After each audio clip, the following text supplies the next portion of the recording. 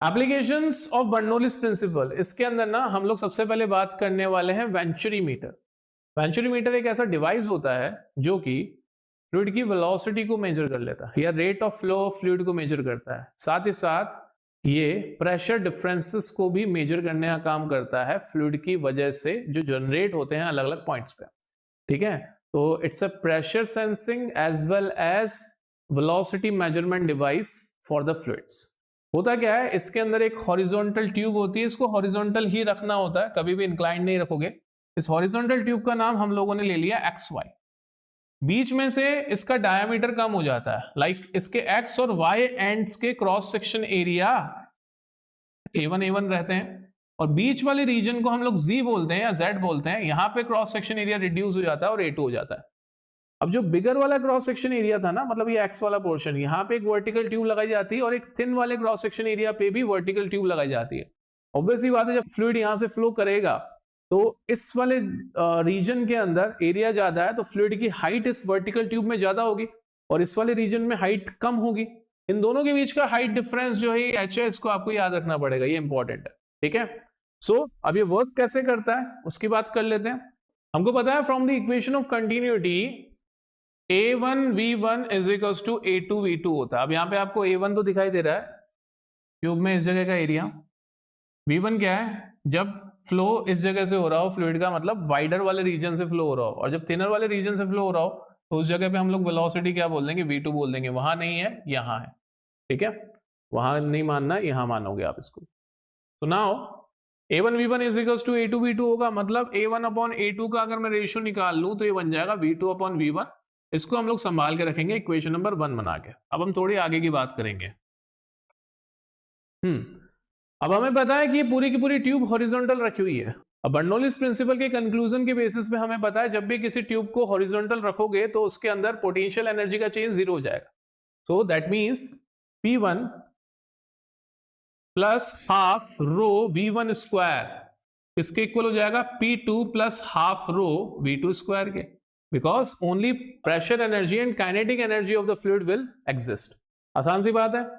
अब हम लोग इसको थोड़ा सा रीअरेंज करेंगे, दैट इज प्रेशर वाली टर्म्स लेफ्ट में भेजेंगे और काइनेटिक एनर्जी वाली टर्म्स राइट में भेजेंगे। तो P1 माइनस P2 क्या हो जाएगा, half rho V2 square minus half rho V1 square. इन दोनों में से ना हम लोग हाफ रो को कॉमन ले रहे हैं पहले तो, और ब्रैकेट के अंदर बन जाएगा V2 square minus V1 square, और ये हो गया pressure difference P1 minus P2।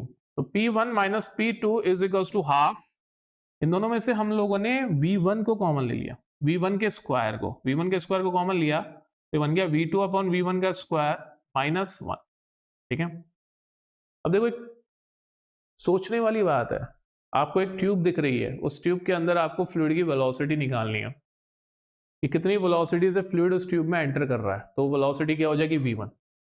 आप V1 में इंटरेस्टेड हो शुरू से, अब ना तो आपको V1 पता है ना आपको V2 पता है, तो इस रेशियो को तो आप गायब करना चाहोगे।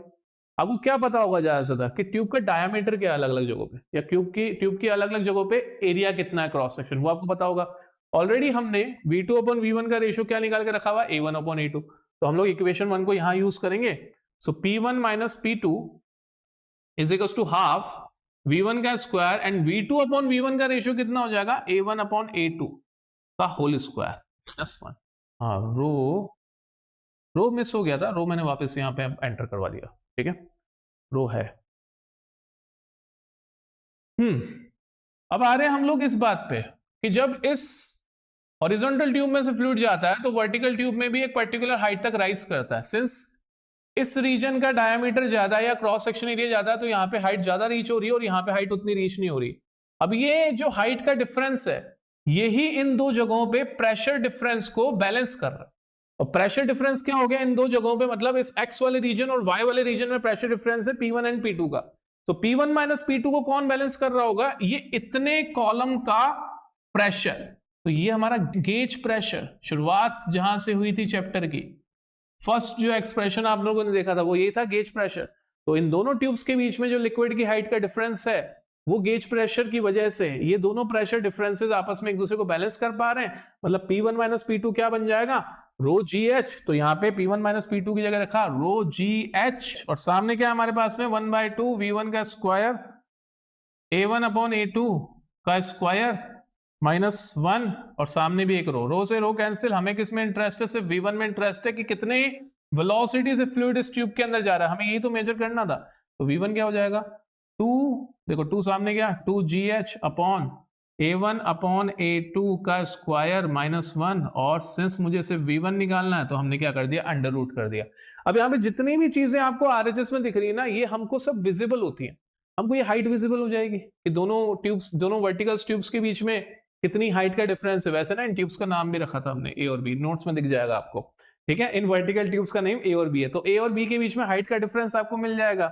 आप cross section area of this thicker part निकाल सकते हो, cross section area of this thinner part भी आपको पता होगा, तो आप सीधा किसी भी फ्लूइड की वेलोसिटी निकाल सकते हो यूजिंग वेंचुरीमीटर, और इस डिवाइस का यूज कम से कम 100 सालों से ज्यादा से हो रहा है, ठीक है।